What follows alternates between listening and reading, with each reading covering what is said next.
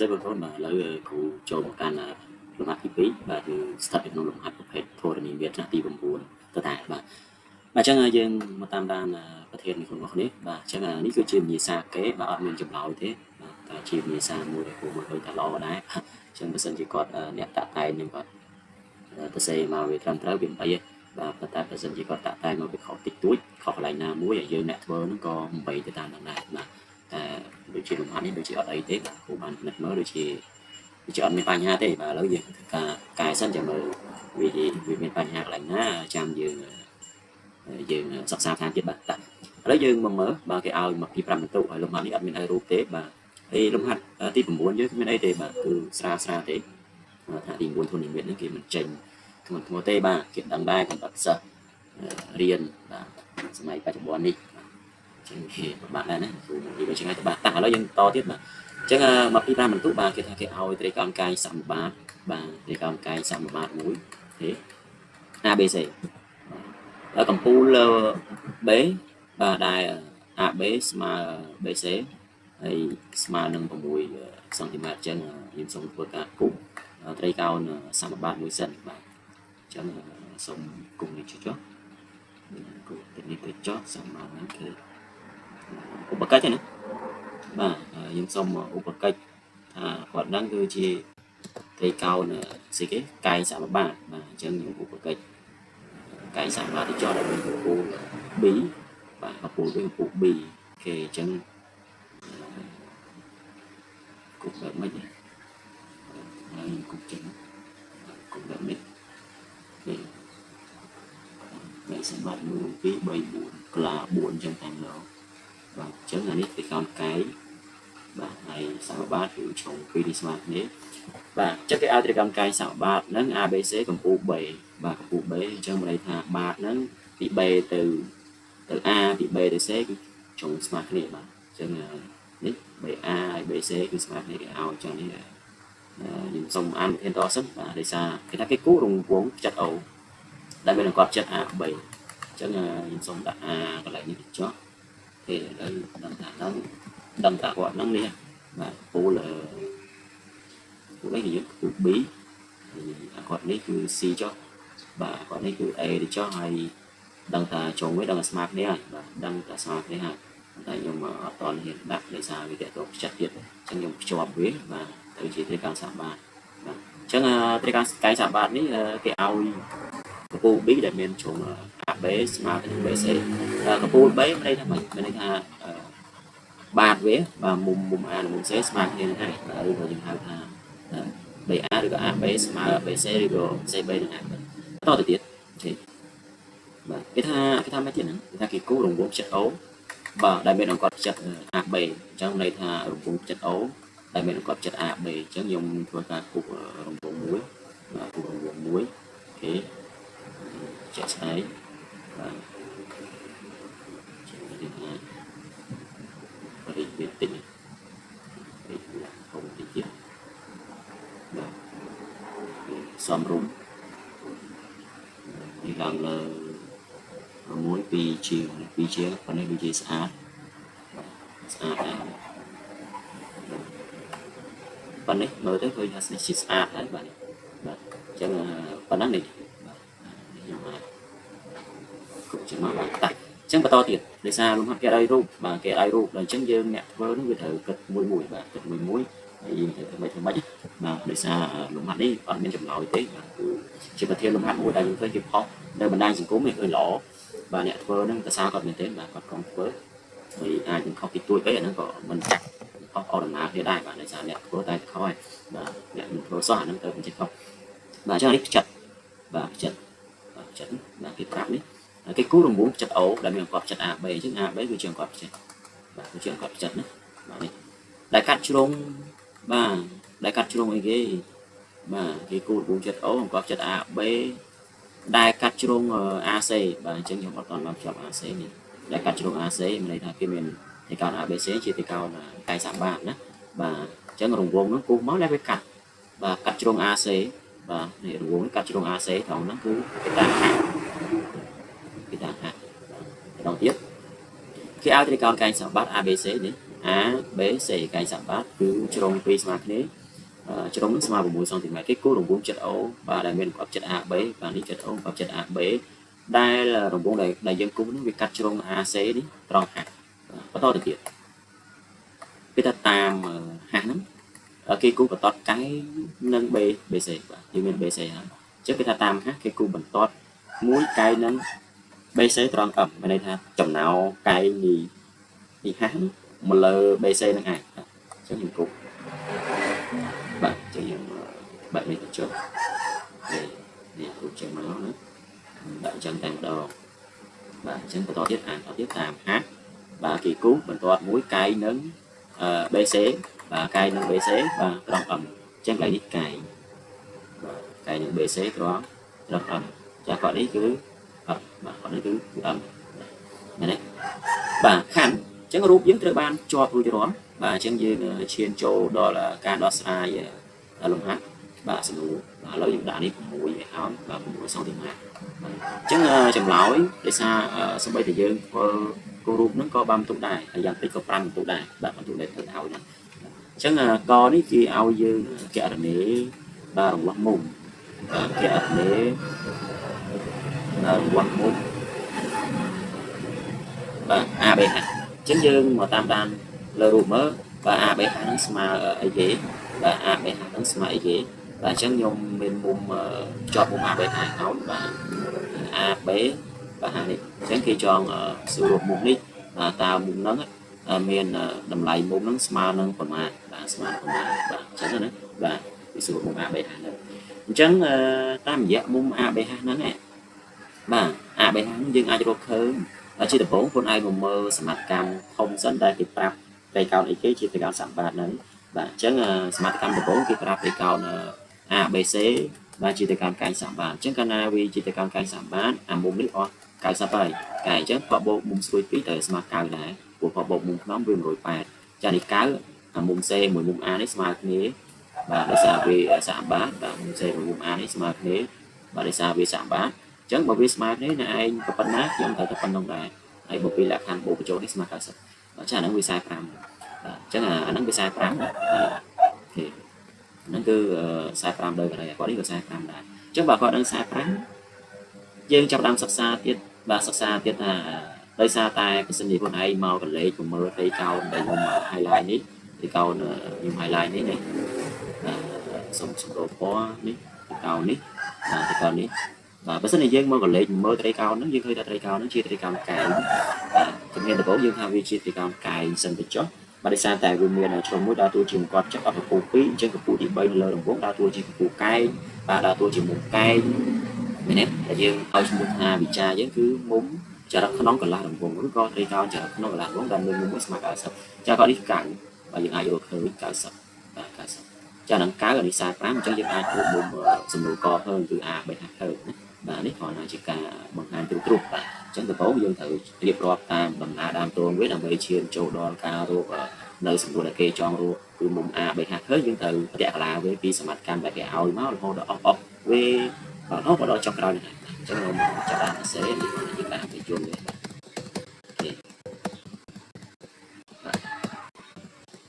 បាទឥឡូវយើងតទៀតអញ្ចឹងដាក់មកដំបូងដាក់ថាម៉េចដាក់ថាម៉េចដាក់ថាដោយត្រីកោណ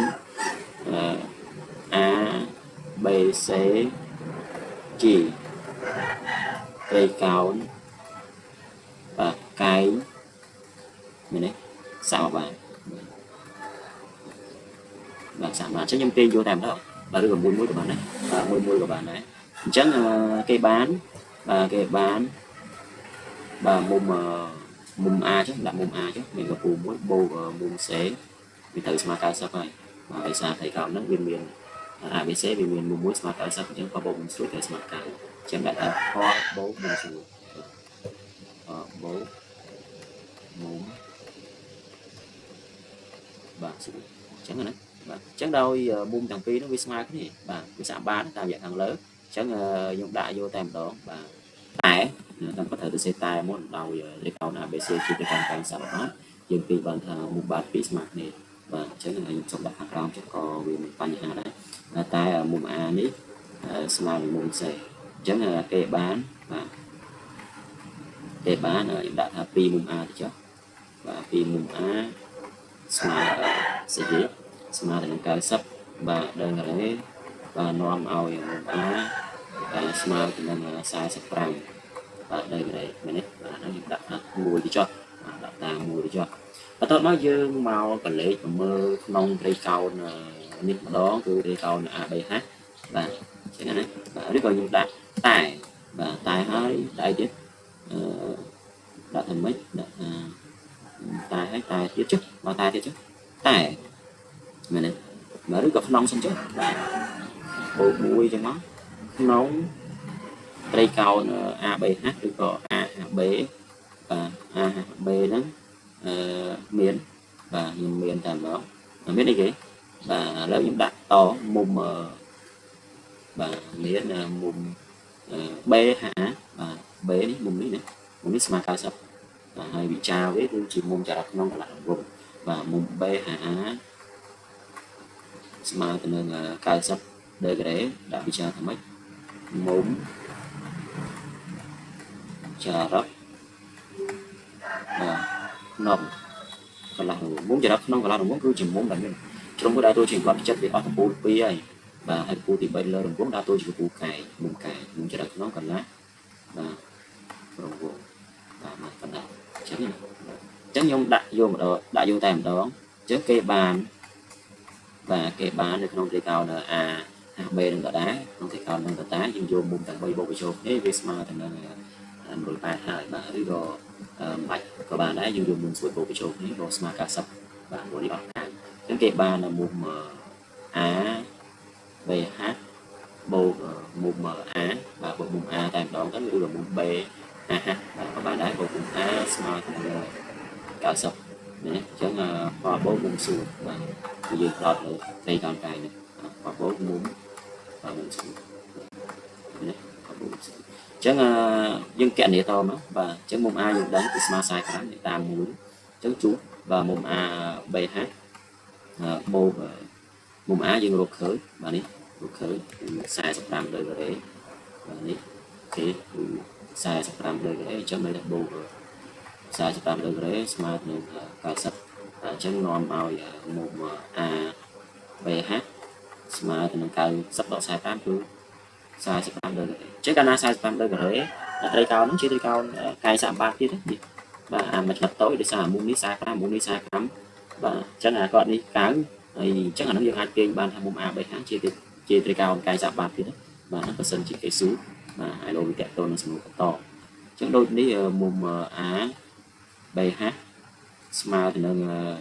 45ដឺក្រេបាទនេះបាទវីដេអូចាំខ្ញុំតម្លាក់ចូលក្រុមណាបាទយើងមកមើលបន្ថែមដែរបាទបន្តទៀត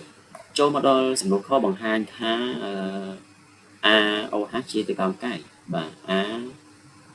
AOH បាទ AOH នេះជាត្រីកោណកាយបាទអញ្ចឹងយើងបង្ហាញថាម៉េចទៅដើម្បីបង្ហាញថាវាជាត្រីកោណកាយបាទអញ្ចឹងសំណួរខតទៀតគាត់នេះយើងចង់កាត់វាដើម្បីយកមកដាក់ឲ្យវាស្រួលគិតឬក៏យើងដាក់មកផ្នែកទៀតទៅចុះដើម្បីផ្សារភ្ជាប់រូបភាពហ្នឹងបាទសំណួរខបង្ហាញថាត្រីកោណ AOH ជាត្រីកោណកាយជាត្រីកោណកាយយើងធ្វើមិនទៅបាទធ្វើមិនទៅអញ្ចឹងខ្ញុំធ្វើការគូភ្ជាប់ត្រីកោណ AOH នេះកោណ AOH បាទគូភ្ជាប់ចឹងមកយើងធ្វើមិនទៅបានដឹងថាអាហ្នឹងវាជាត្រីកោណកាយបាទធ្វើមិនទៅអញ្ចឹងយើងមកមើលថាដោយបាទឥឡូវខ្ញុំដាក់បែបនេះសិនដោយបាទដោយនេះដោយក្នុងបាទឬក៏ដាក់ក្នុងសិនបាទឬក៏ដោយសិនទៅចុះដោយមុំ A ហ្នឹងយើងរកឃើញនៅសំណួរកគឺស្មើទៅនឹង45ដឺក្រេតែឬក៏ក្នុងបាទក្នុងត្រីកោណ AOH ហ្នឹងគឺមានអីគេវាមាន OA វាស្មើ OH បាទវាមាន OA ហ្នឹងវាស្មើទៅនឹង OH បាទហើយវាស្មើទៅនឹងកម្មរង្វង់នេះបាទកម្មរង្វង់ហ្នឹងបាទអញ្ចឹងនាំឲ្យកាលណាវាជាត្រីកោណដែលមានចុងពីរស្មើគ្នាអញ្ចឹងនាំឲ្យត្រីកោណ AOH ជាត្រីកោណបាទជាត្រីកោណមែនទេជាត្រីកោណអីគេសមបាតអីបាទជាត្រីកោណសមបាតបាទសមបាតកម្ពូលអីគេបាទកម្ពូល O បាទកម្ពូលបាទកម្ពូល O ចឹងកាលណាវាជាត្រីកោណសមបាតខ្ញុំទាញបានថាមុំបានពីស្មើគ្នាគឺមុំ A ស្មើនឹងមុំនេះបាទនេះស្មើគ្នាមុំហ្នឹងស្មើគ្នាមុំ OHA ចុះបាទមុំ OHA ហើយស្មើទៅនឹង45ដឺក្រេមែនទេអញ្ចឹងនៅក្នុងត្រីកោណ AOH នឹងក៏ដែរខ្ញុំទាញបានគេបានបាទមុំមុំអីគេមុំបាទមុំនេះមុំចិត្តនេះណាបាទមុំ HOA បាទមុំ HOA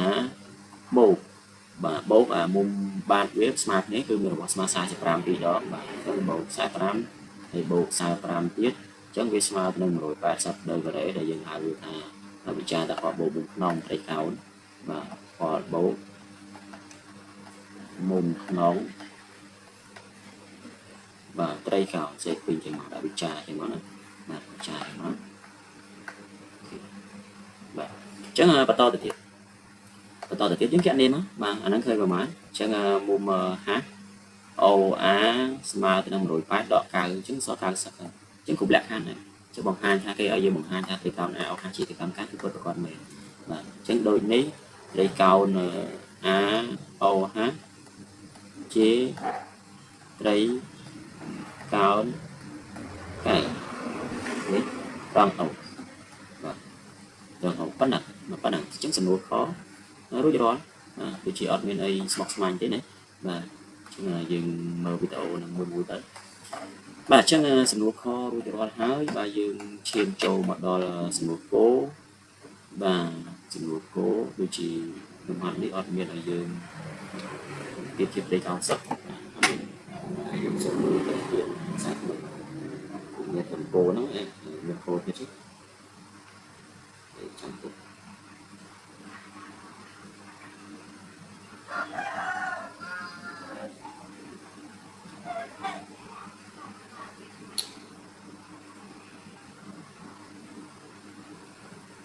ហ្នឹងបានមានកំពោហ្នឹងខ្លាចយើងចាំបាច់តែវានិយាយច្រើនទេឥឡូវយើងសូមកាត់រូបនឹងមើលតិច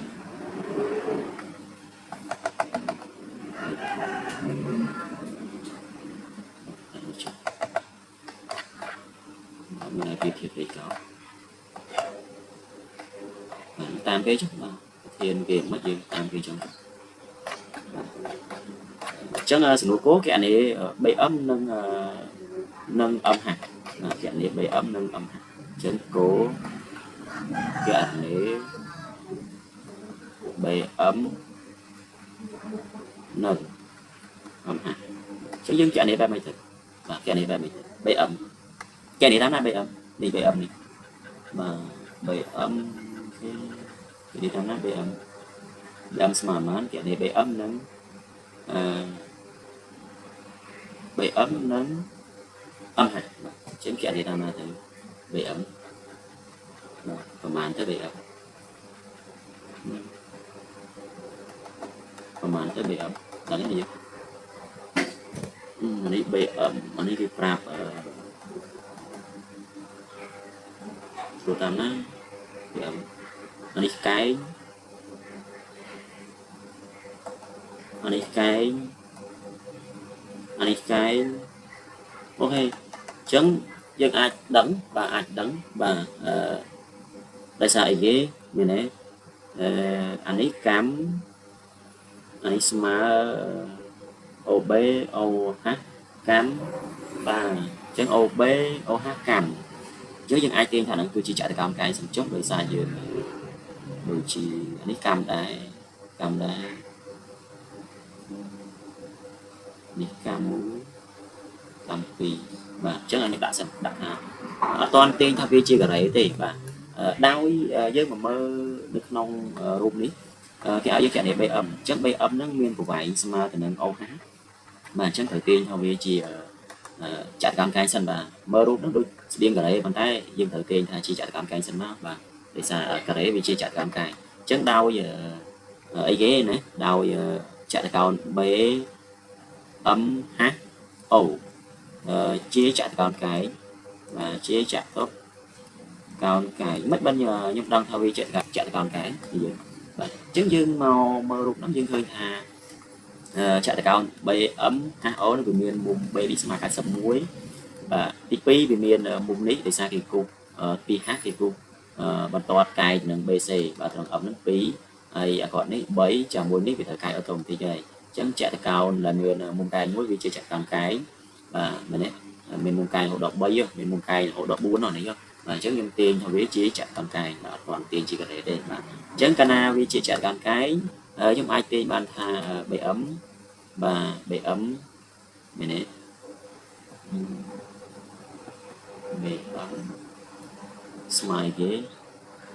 បាទ BM ស្មើនឹងបាទ BM ស្មើទៅនឹងអីទៀត BM នេះបាទវាស្មើទៅនឹង OH បាទ OH ឃើញទេបាទ BM បាទជ្រុងស្របគ្នានេះចតុកោណកាយគឺជាចតុកោណទាំងឡាយដែលមានជ្រុងស្មើគ្នាពី2ណាបាទយើងអាចទៅតាមនឹងបាទអញ្ចឹង BM ស្មើទៅនឹង OH ប៉ុន្តែ OH ហ្នឹងវាស្មើទៅនឹងបាទ OH ហ្នឹងវាស្មើទៅនឹង OB ទៀតបាទអញ្ចឹងវាស្មើទៅនឹង OB ទៀតវាស្មើទៅនឹង A អញ្ចឹងខ្ញុំដាក់តតែម្ដងបាទស្មើទៅនឹង A មែនទេតែ A នេះវាស្មើទៅនឹងអីគេបាទ A ហ្នឹងណាវាស្មើទៅនឹងអង្គត់ផ្ចិតបាទអង្គត់ផ្ចិតចែកជា2ឬក៏ AB ចែកជា2បាទ AB ចែកជា2អញ្ចឹង AB គេប្រាប់ដោយសារតែប្រធានខាងលើគេប្រាប់ថាត្រីកោណ ABC ជាត្រីកោណកាយសត្វបាទតែមានកម្ពូល B ហើយជ្រុងវាស្មើ6អញ្ចឹងអង្គត់ផ្ចិតវា6អញ្ចឹង6ចែកនឹង2ស្មើទៅនឹង3សង់ទីម៉ែត្រតែពិតអាគាត់នឹងជា array បើសិន